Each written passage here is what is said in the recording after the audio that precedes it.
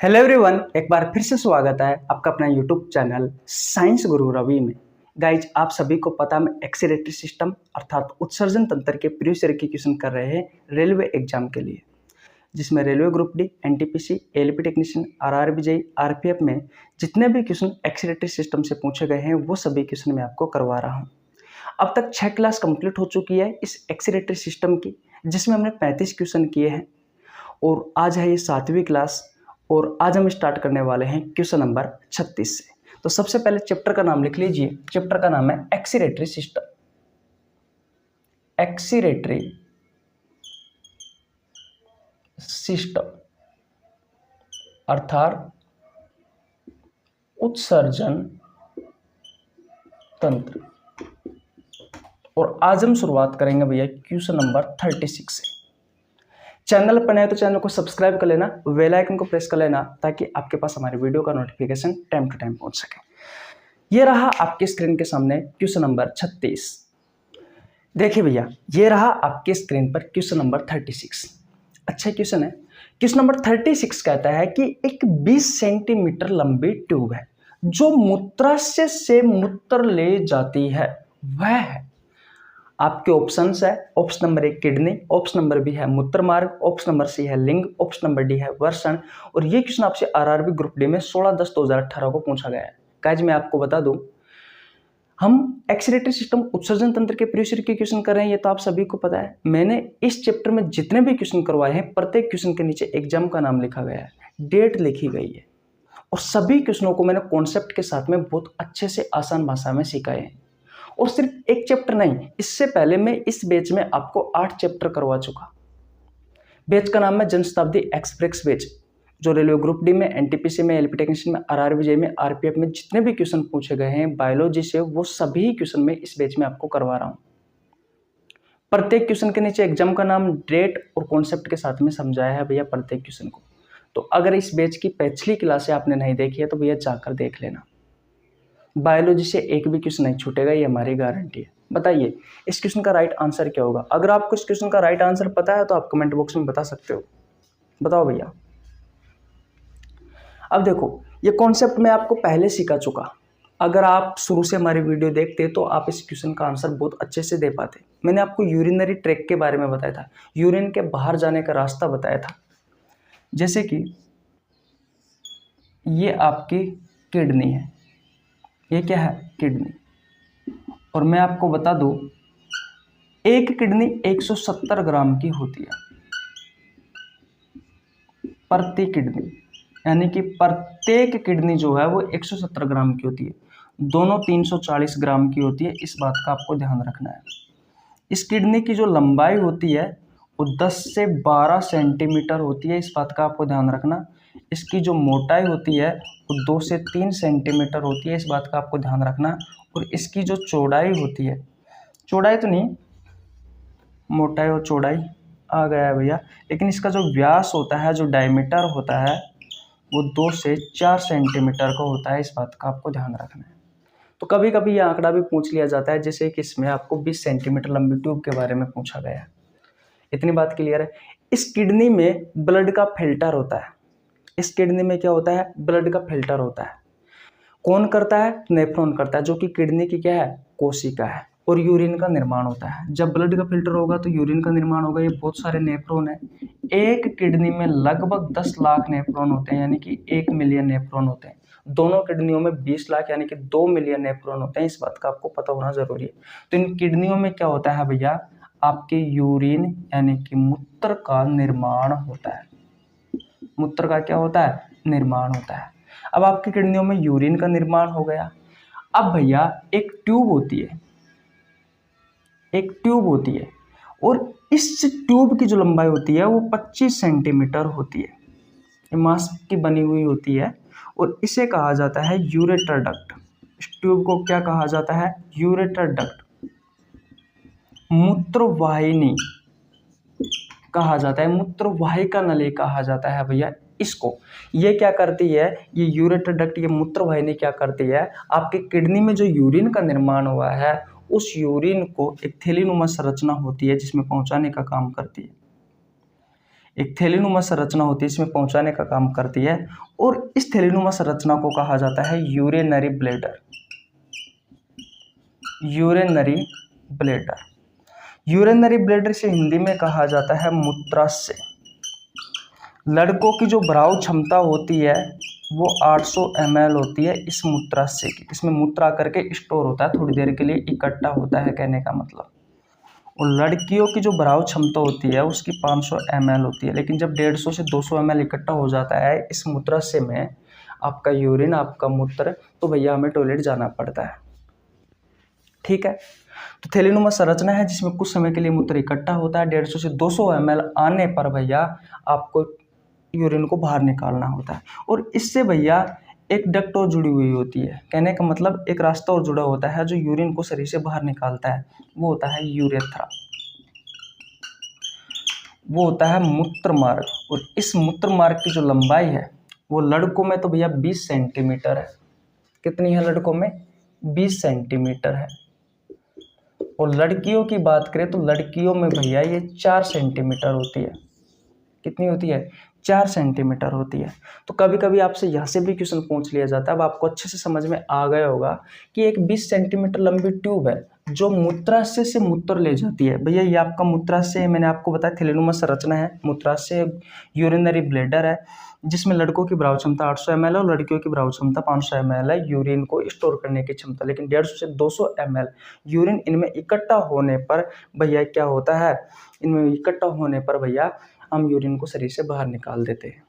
ठीक है, और ये यूरेथ्रा ये मूत्र मार्ग है जिसकी सहायता से मूत्राशय में जो यूरिन इकट्ठा हुआ है उसको हम शरीर से बाहर निकालते हैं। इस रास्ते के द्वारा इसे कहा जाता है यूरेथ्रा। स्पष्ट रूप से लिखा हुआ है कि एक 20 सेंटीमीटर लंबी ट्यूब है जो मूत्राशय से मूत्र ले जाती है। जो मूत्राशय से क्या ले जाती है? मूत्र ले जाती है। मूत्राशय से मूत्र ले जाने का काम कौन करता है? यूरेथ्रा ही तो कर रहा है, मूत्र मार्ग तो कर रहा है। इसकी लंबाई होगी भैया 20 सेंटीमीटर। तो आपको अगर ये नहीं पता कि 20 सेंटीमीटर लंबी कौन सी ट्यूब है, तो लेकिन इससे आपको पता स्पष्ट रूप से लग रहा है कि भैया कि मूत्राशय से जो मूत्र ले जा रही है वो होता है भैया आपका कौन? मूत्र मार्ग, यूरेथ्रा। तो ये इसका राइट आंसर हो जाएगा भैया। तो इन चीज़ों के बारे में आपको पता होना जरूरी है। आरआरबी ग्रुप डी में पूछा गया है 16/10/2018 को। 16/10/2018 को। बोलो आ गए समझ में? गाइज अगर आपने शुरू से क्लासें नहीं देखी इस चैप्टर की तो देख लेना भैया, क्योंकि अब लास्ट है तो ऐसा कुछ बचा नहीं है समझाने के लिए। जितने भी इम्पोर्टेंट चीज़ें हैं, नेफ्रॉन की संरचना जहाँ से सबसे ज़्यादा क्वेश्चन आते हैं, और भी जो नाइट्रोजन युक्त अपशिष्ट पदार्थ है उनके बारे में आपको बता चुका। यूरिनरी ट्रैक्ट के बारे में मैं आपको बता चुका। किडनी के बारे में मैं आपको बता चुका। जितने भी क्वेश्चन यहाँ से बनने की संभावना रहती है वो सभी क्वेश्चन मैं आपको करवा चुका। इस चैप्टर का ये एंड चल रहा है, ज़्यादा से ज़्यादा 10-15 क्वेश्चन और है, करवाना हमारा फर्ज बनता है, क्योंकि आपको पता तो रहे कि भैया कौन सा क्वेश्चन सबसे ज़्यादा बार पूछा गया है। नोट्स बना लेना, लास्ट टाइम पे पढ़ के चला जाना भैया, बहुत काम आने वाले, एक भी क्वेश्चन नहीं छूटेगा। ठीक है, तो स्क्रीनशॉट ले लीजिए। नेक्स्ट क्वेश्चन की ओर चलते हैं, क्वेश्चन नंबर 37 की ओर। चले भैया, ओके। देखिए भैया, ये रहा आपकी स्क्रीन पर क्वेश्चन नंबर 37। किडनी की संरचनात्मक इकाई है, मैं आपको बहुत बार बता चुका। आपके ऑप्शंस है, option number A neuron, option number B है साइटोन, ऑप्शन नंबर सी है कीटोन, ऑप्शन नंबर डी है नेफ्रॉन। आरआरबी ग्रुप डी में पूछा गया 26/10/2018 को। मैंने आपसे कहा था ये आपकी किडनी है, ये क्या है? ये आपकी किडनी है। एक जोड़ी होती है, यानी कि संख्या में 2 होती है, एक इधर होती है एक उधर होती है। इसमें बहुत सारी छोटी छोटी संरचनाएं आपको दिखाई देती है, और एक किडनी में लगभग ये संरचना जो होती है उनकी संख्या होती है भैया 10 लाख, और उस संरचना को कहा जाता है नेफ्रॉन, जो ब्लड को फिल्टर करने का काम करती है। इस नेफ्रॉन की संरचना के बारे में मैंने आपको इसी चैप्टर में बहुत अच्छे से पढ़ाया, दूसरी और तीसरी क्लास में, और इससे जितने भी क्वेश्चन पूछे गए हैं वो सभी क्वेश्चन मैंने आपको करवाए हैं। ये जो नेफ्रॉन है इसे हम किडनी की कोशिका भी कहते हैं भैया, इसे किडनी की कोशिका भी कहते हैं। इसे हम किडनी की सबसे छोटी इकाई भी कहते हैं, किडनी की सबसे छोटी इकाई भी कहते हैं। सबसे छोटी इकाई भी कहा जाता है। जैसे फेफड़ों की जो सबसे छोटी इकाई होती है वो वायु कुपिका होती है, एल्वियोली होती है। और फेफड़ों की जो कोशिका है वो भी एल्वियोली होती है, वो भी वायु कुपिका होती है। फेफड़ों की जो क्रियात्मक संरचनात्मक इकाई होती है वो भी एल्वियोली होती है, एल्वियोली यानी कि वायु कुपिकाई होती है। वैसे ही किडनी की जो कोशिका है वो नेफ्रॉन है, किडनी की सबसे छोटी इकाई नेफ्रॉन है। और किडनी की क्रियात्मक और संरचनात्मक इकाई, किडनी की क्रियात्मक संरचनात्मक इकाई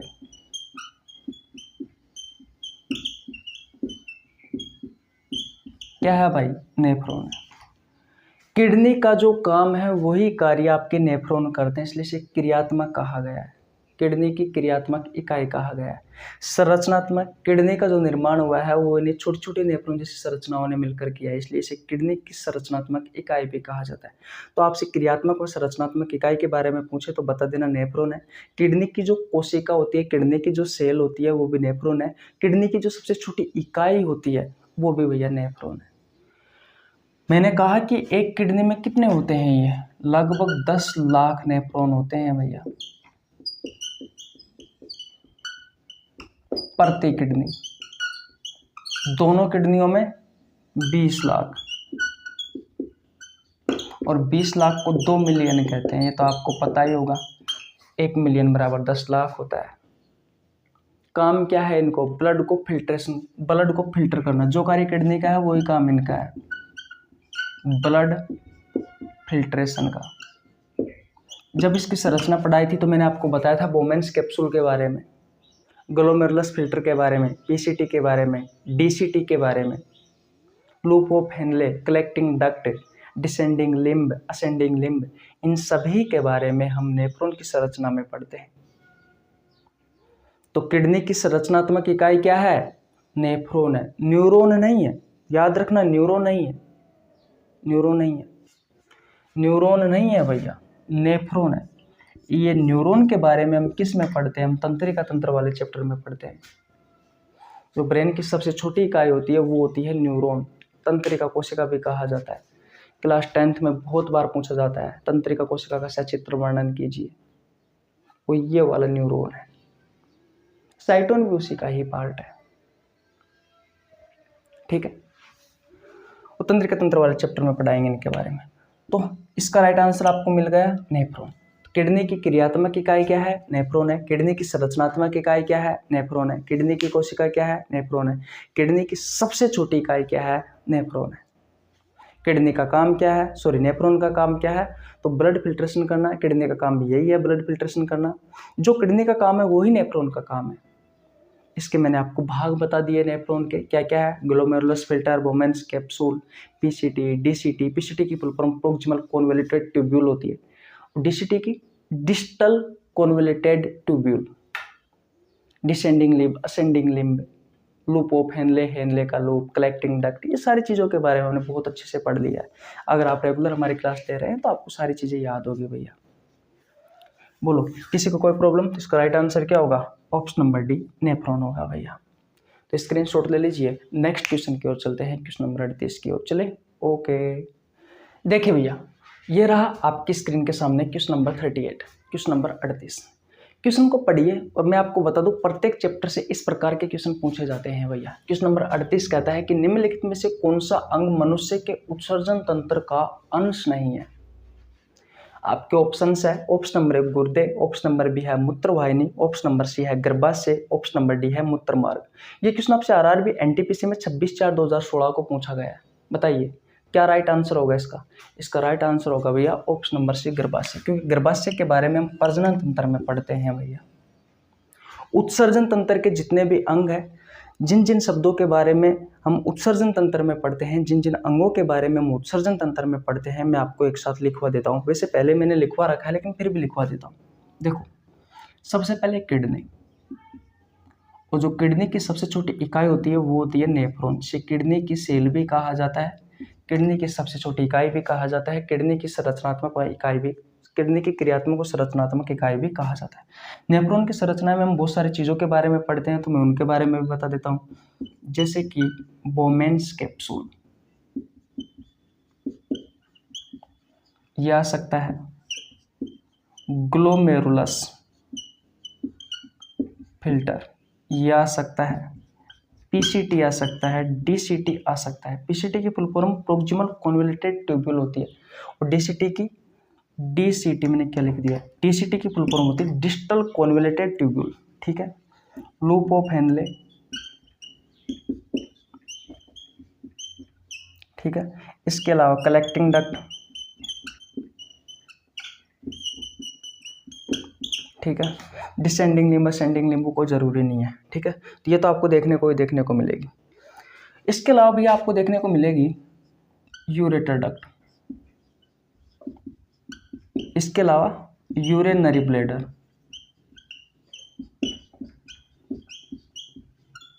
उसके अलावा यूरेथ्रा। तो ये कुछ ऐसे ऑर्गन्स है या ऑर्गन्स के भाग है भैया जो उत्सर्जन तंत्र में हम इनके बारे में पढ़ते हैं, जो उत्सर्जन तंत्र में इनके बारे में हम पढ़ते हैं। आप यूरिया के बारे में भी उत्सर्जन तंत्र में पढ़ सकते हो, क्योंकि यूरिया जो होता है, लीवर के बारे में भी आप इस चैप्टर में पढ़ते हो। लीवर क्या करता है, यूरिया का निर्माण करता है। मैंने आपको बताया था लास्ट क्लास में किस तरीके से यूरिया का निर्माण होता है आपके लीवर के द्वारा। जब प्रोटीन टूटती है तब यूरिया का निर्माण होता है आपके लीवर के द्वारा, ऑर्निथिन चक्र या फिर यूरिया चक्र की सहायता से। स्किन भी पसीना का त्याग करती है, लंग्स भी रेस्पिरेटरी सिस्टम का हिस्सा माना जाता है, और एक्सक्रीटरी सिस्टम का हिस्सा भी माना जाता है। तो ये तो मुख्य रूप से आएंगे ही आएंगे, इस चीज का आपको ध्यान रखना। अब देखो मूत्रवाहिनी, यूरेटर डक्ट, यूरेटर डक्ट को हिंदी में मूत्रवाहिनी बोला जाता है। एक ये रहा मूत्रमार्ग, मूत्रमार्ग जो होता है उसे यूरेथ्रा कहा जाता है, ठीक है। गुर्दे किडनी को कहा जाता है, और मूत्रवाहिनी मैंने आपको बता दिया यूरेटर डक्ट को कहा जाता है। ये जो गर्भाशय हैं भैया, ये हम रिप्रोडक्टिव सिस्टम वाले चैप्टर में पढ़ते हैं, प्रजनन तंत्र वाले चैप्टर में पढ़ते हैं। तो आपको क्या करना होता है, जो अंग के बारे में हम जिस चैप्टर में पढ़ते हैं उससे अलग पूछा जाता है। हो सकता है कि वो भी पूछ ले आपसे, जैसे कि क्वेश्चन पूछा गया है कि निम्नलिखित में से कौन सा अंग मनुष्य के उत्सर्जन तंत्र का अंग नहीं है। कौन सा अंग नहीं है भैया, कौन सा अंश नहीं है, उत्सर्जन तंत्र का अंश नहीं है। तो भैया गर्भाशय के प्रजनन तंत्र में पढ़ते हैं, तो ये चीज आपको क्लियर होना जरूरी है। आरआरबी एनटीपीसी में पूछा गया 26/4/2016 को, स्क्रीनशॉट ले लीजिए। इस प्रकार के क्वेश्चन दोबारा आपसे नहीं छूटने चाहिए, अगर आपसे छूटते हैं तो भैया बोलो, किसी को कोई प्रॉब्लम नहीं होनी चाहिए। स्क्रीनशॉट ले लीजिए भैया, भाई स्क्रीनशॉट ले लीजिए। नेक्स्ट क्वेश्चन की ओर चलते हैं, क्वेश्चन नंबर 39 की ओर चले। ओके, देखिए भैया ये रहा आपकी स्क्रीन के सामने क्वेश्चन नंबर 39। अच्छा क्वेश्चन है। क्वेश्चन नंबर 39 कहता है कि नेफ्रोलॉजी किसके साथ जुड़ा हुआ है। आपके ऑप्शन है, ऑप्शन नंबर ए दिल, ऑप्शन नंबर बी रक्त, ऑप्शन नंबर सी है गुर्दे, ऑप्शन नंबर डी है लीवर। ये क्वेश्चन आपसे आरआरबी एनटीपीसी में 6/4/2016 को पूछा गया है। भैया इस प्रकार के क्वेश्चन आपसे पहले पूछे जाते थे, कभी कभी आजकल भी पूछ लिए जाते हैं, लेकिन यहाँ से ज़्यादा क्वेश्चन नहीं पूछे जाते। फिर भी मैं आपको बता देता हूँ, जितने भी शरीर के ऑर्गन्स हैं उनके बारे में अध्ययन विज्ञान की जिस शाखा में करते हैं उस शाखा के बारे में आपको पता होना जरूरी है। कुछ शाखाओं के नाम मैं आपको लिखवा देता हूँ या फिर बता देता हूँ, ध्यान से रखना, ध्यान से इन बातों को समझना और इन बातों को याद रखना इम्पोर्टेंट है।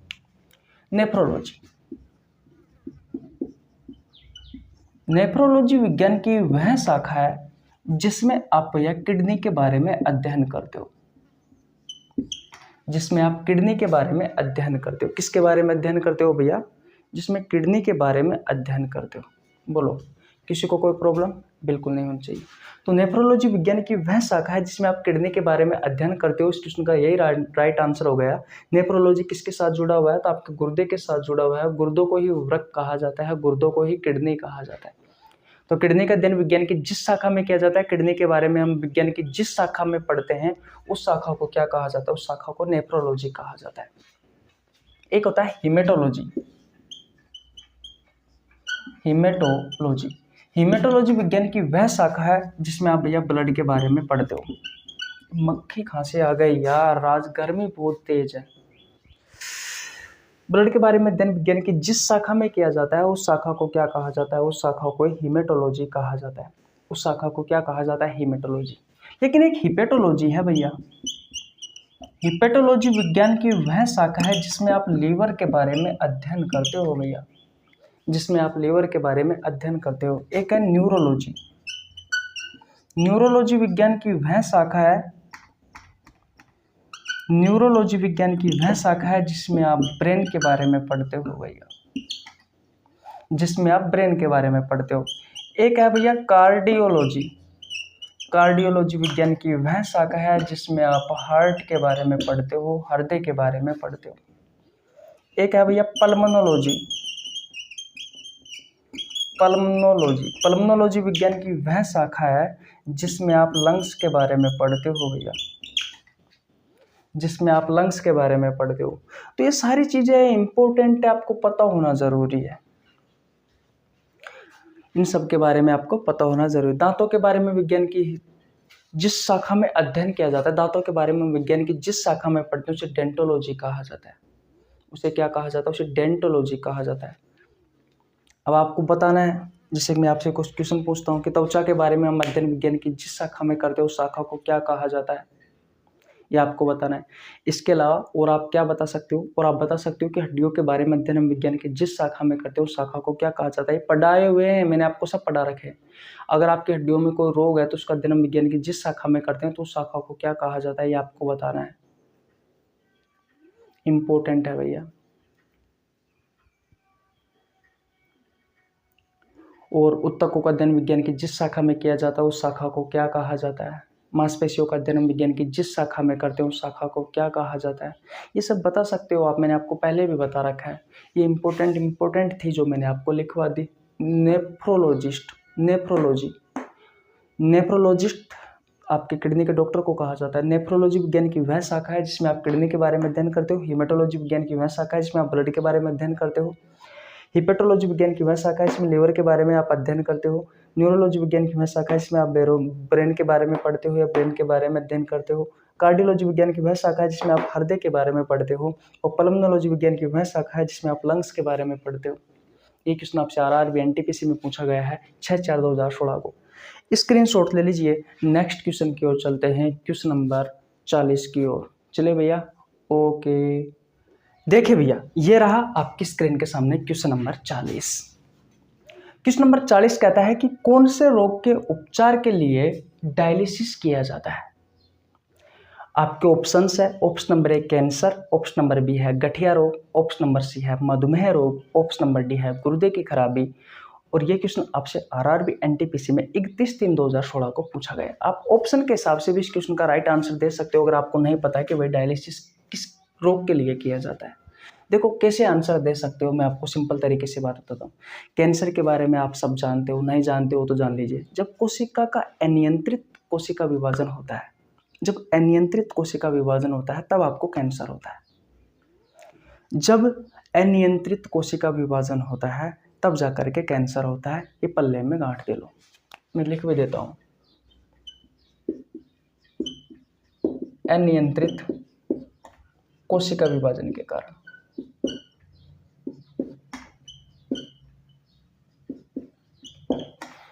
आपको कैंसर होगा।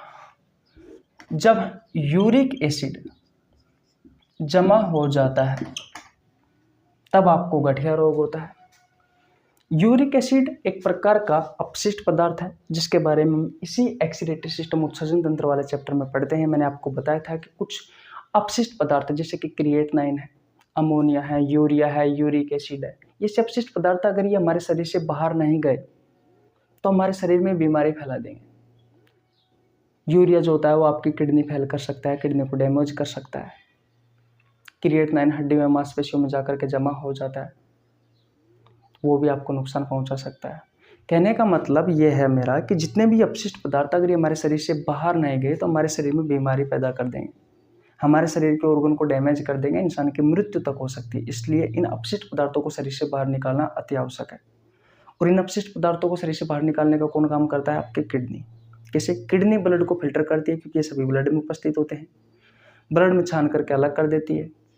और भैया ये यूरिन की सहायता से जब ब्लड छाना जाता है तो यूरिन का निर्माण होता है, ये यूरिन में उपस्थित होते हैं। यूरिन में 95% में तो क्या होता है? पानी होता है, और 5% में सब चीजें होती है। तो पानी के साथ में बहकर हमारे शरीर से बाहर निकल जाते हैं।